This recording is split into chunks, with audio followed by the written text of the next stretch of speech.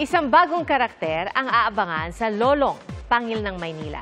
Papasok po sa serye si Rabia Mateo na gaganap bilang Ayana Villarreal, isang heredera na mayroong lihim. Ano kaya ang magiging papel niya sa buhay ni Lolong? Sa latest episode ng serye, mabubuo na ang pamilya ni Lolong ngayong kasama na niya sina Elsie at Mimay. At gumagaling na rin ang kakambal ni Mimay na si Butchoy. Lubos ang pasasalamat ni Ruru Madrid at Shira Diaz sa magandang feedback sa action drama serye. Hindi po madali ang gumawa po ng action na teleserye.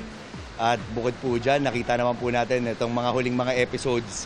Talagang binuhos na ni Elsie ang drama sa lahat ng mga eksena niya. Masayang-masaya kaming lahat dito. Nagbunga lahat ng pagod namin, lahat ng iyak, lahat ng pawis.